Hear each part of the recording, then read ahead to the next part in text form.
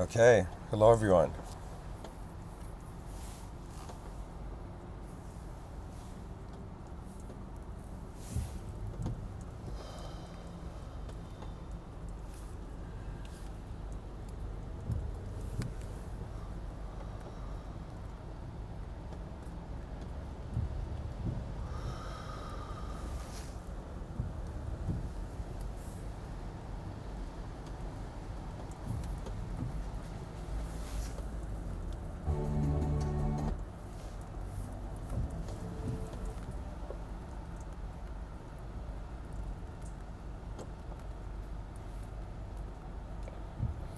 Hold on, folks. I thought my phone was connected to the Wi-Fi. Just give me a second.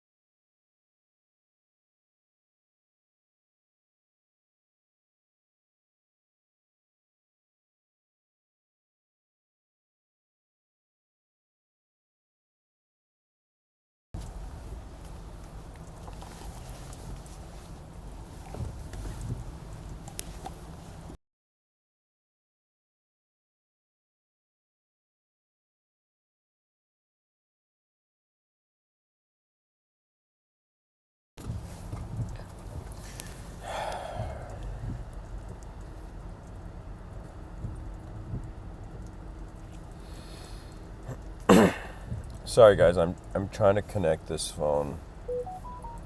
Maybe.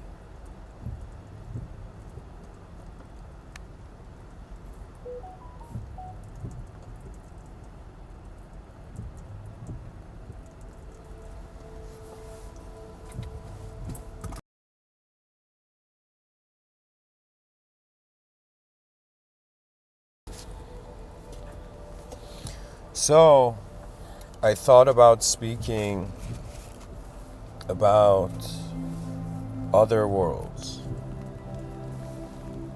And what can the human species do with other worlds? We seem to be fascinated beyond what we have. You know, there's something in the human being that once it attains something, and once it becomes second nature, it seeks to bring more things into its second nature. You know, poetically, we can say there's a first nature and a second nature.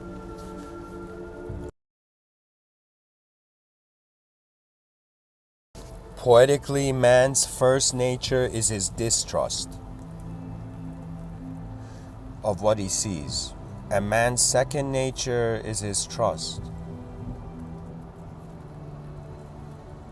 And you know, poetically, when things come to our second nature, we don't doubt them. It's like we know. Right now, when it comes to breathing, it's second nature. When it comes to eating, it's second nature. When it comes to being a biological entity, I am not thinking, even though sure, there are necessities of survival that I attend to, but aside from that, the body is just being. And so human intelligence is actually finding itself in an automated system.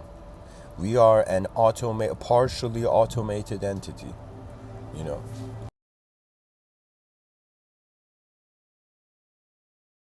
And you know, I thought about how fascinating it was that we as creatures evolved and we became conscious, but why is it we're conscious of certain processes of our biological existence and other things we're not? How come I can raise my hand in the air the moment I want to, but I cannot in some sense shift the position of my internal organs, for example?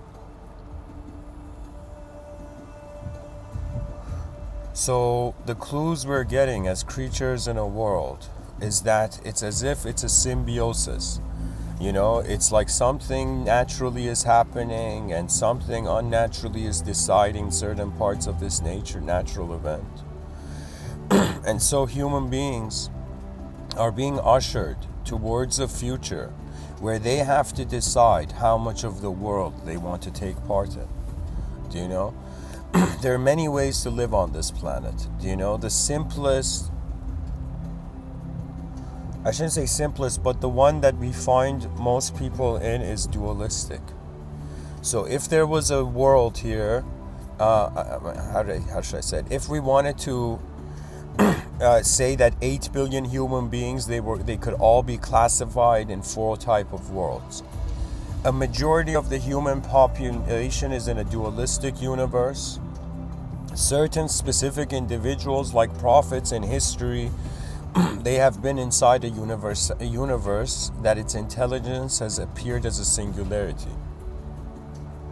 And then there are those, like the likes of atheists and Zen masters, who have incredibly emptiness in common.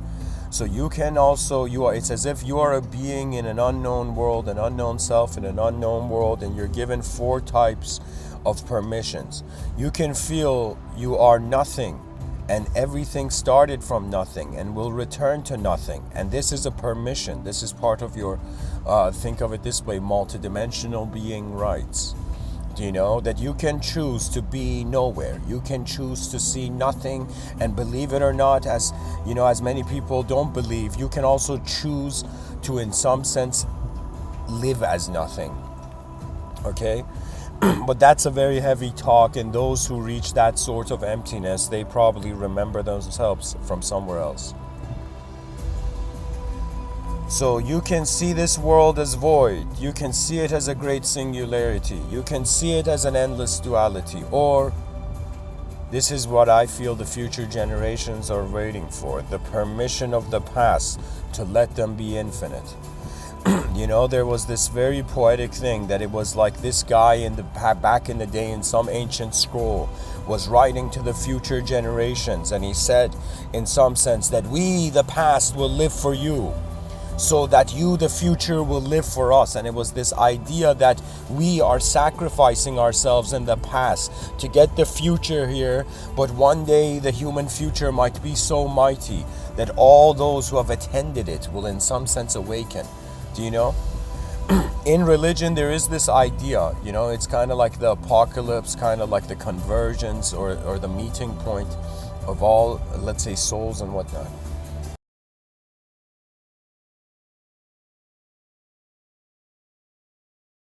Think of it this way: beings that have a created world, beings that have a conditional world with shape, they cannot connect to other beings unless that being has a similar reality. So what human beings are doing is that they are living, they're entering certain realities and only making those realities their access point. If somebody says Mr.Within, does a person with an ego, with an identity, experience more of life in 100-span lifetime, or a person who is selfless?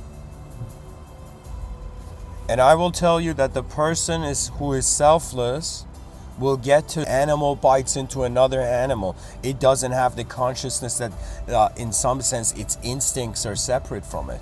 Something in the human experience made us realize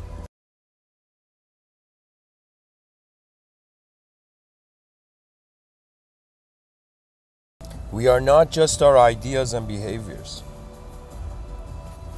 There's something more here. There's a greater mystery. And so, you know, I think about it. If my teachers, I think every human being who's been in the educational, who's gone through the educational system,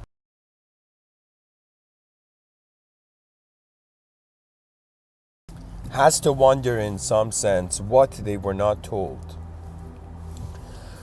You know, this was always what I thought. I thought that no person, like even if you had a teacher, you know, in an educational system, if the teacher taught the students to such a degree that the students could replace the teacher, do you know, then the teacher would be unnecessary, right? This is the effed up thing about the educational system, right? That they are not allowing the teachers to unleash greatness.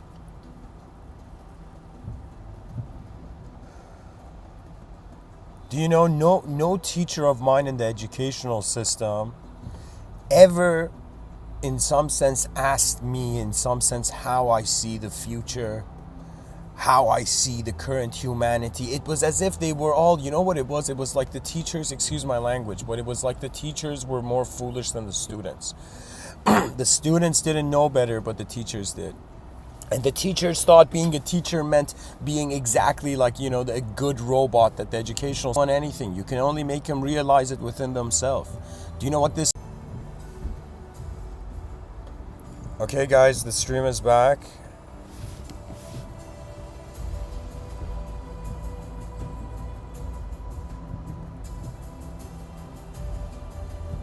Okay, it's back. Sorry about that. It got disconnected and I didn't realize I was talking.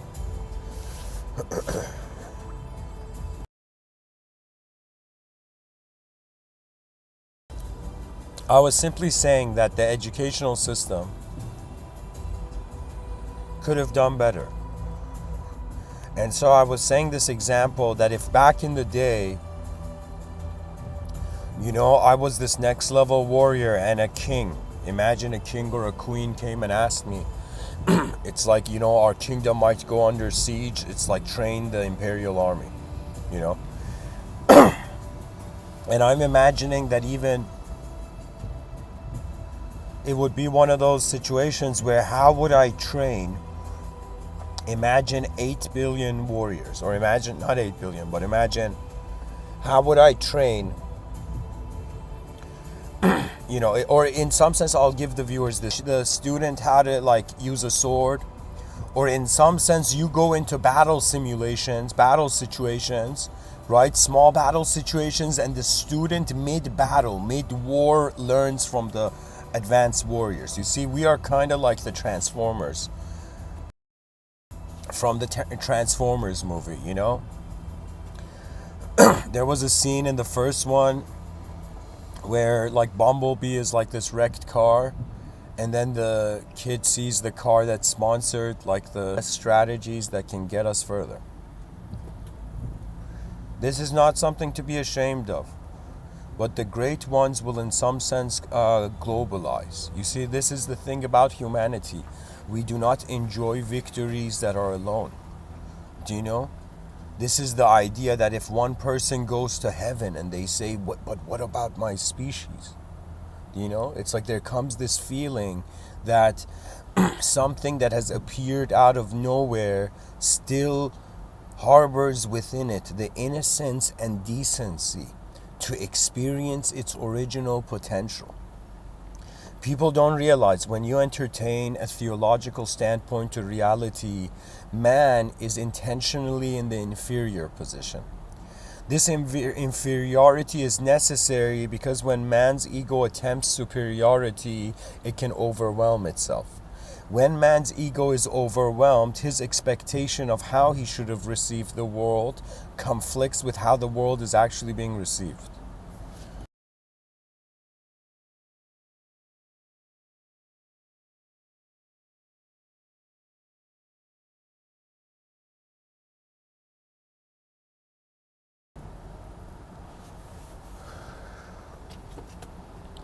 I think about maybe 200 years too soon. The topic of this discussion is really focused on.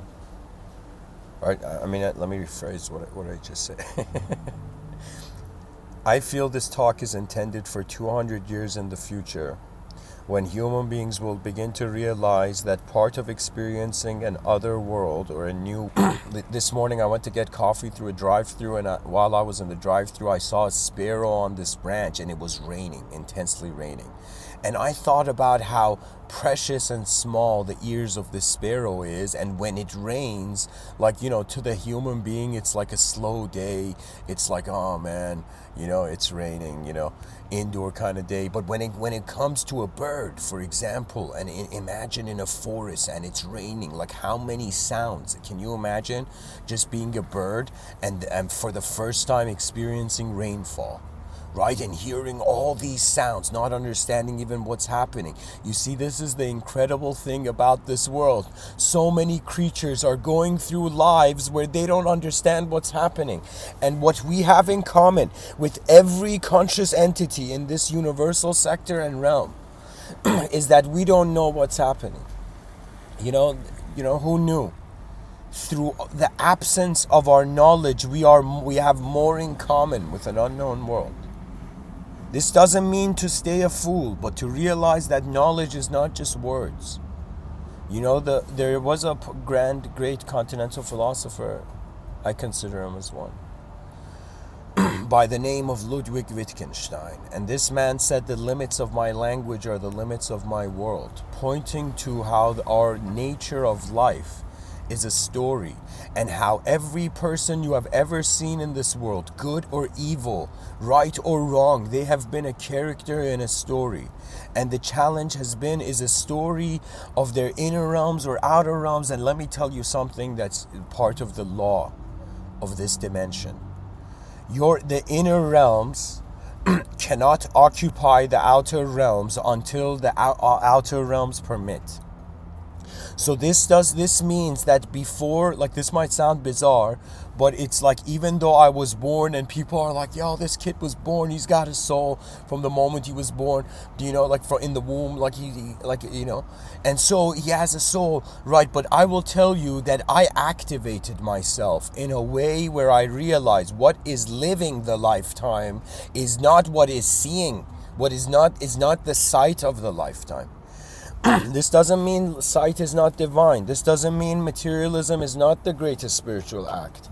This means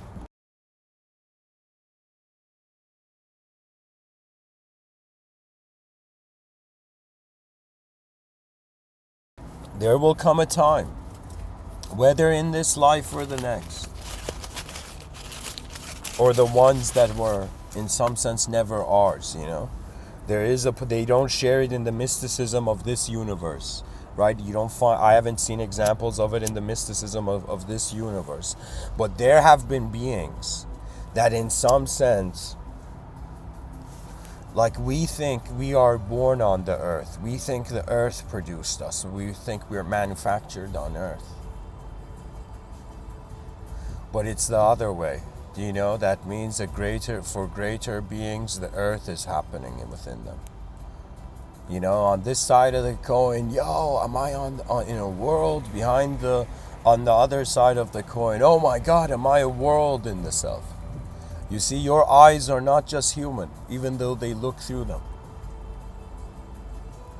And there's nothing to fear. You know why? Because our species is smarter and courageous and way more humorous than just solid defeat. There's too many human minds, that can strategize greatly, There's too many, it's like, there was a time where I was like, why should I care for the world? This was years ago, before 2012, 13, 12.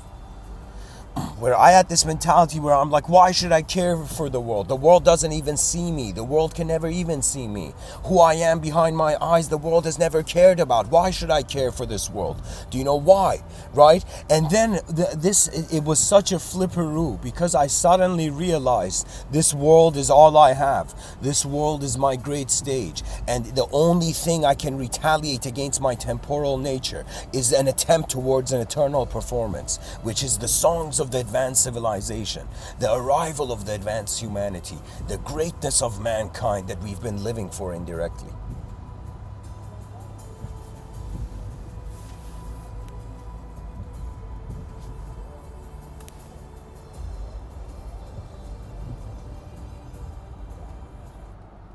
So anyways, the intent for this episode is for me to help those human beings in the future to somehow assist, those human beings, and serve those human beings in the future who will be experientially coming into contact with potentially an interdimensional human experience.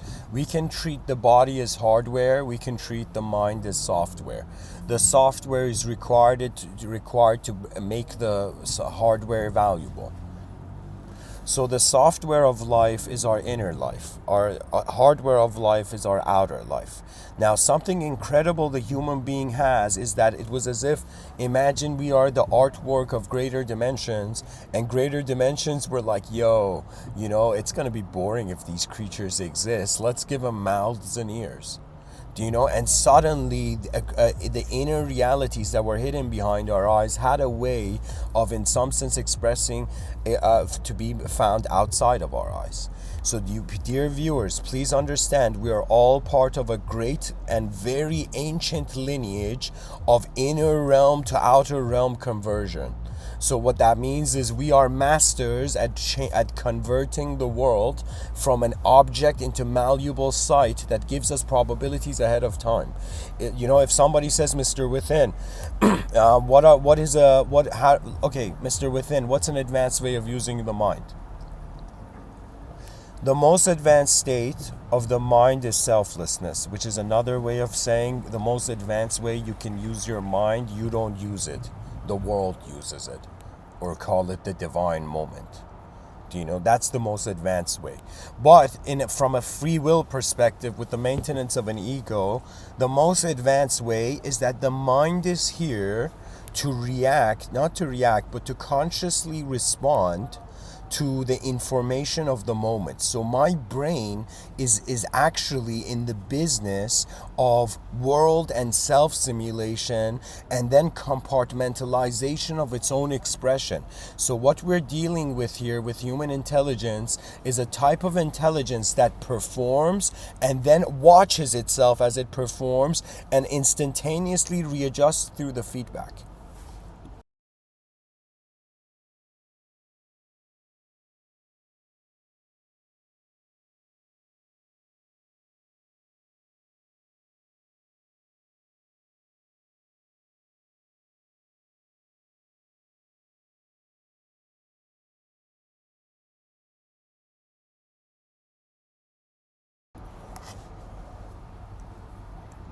So my strategy, and this is something that advanced communicators naturally do even before me saying it. The cool thing about these Mr. Within talks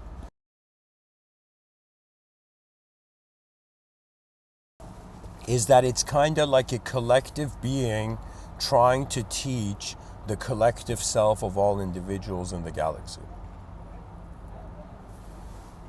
If somebody says, Mr. Within, how do you reconcile the idea of the invisible other and the idea of the inconceivable source God?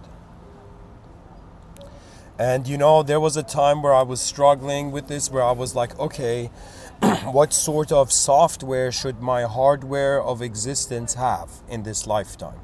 That means every lifetime it is very clear to me that there has been, if somebody entertains past life theory,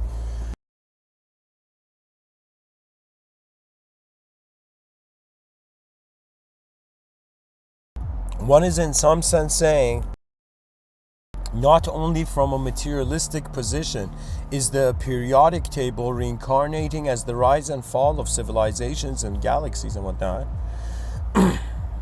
but in some sense that consciousness, due to its ability to observe change, seems to be keeping itself constant.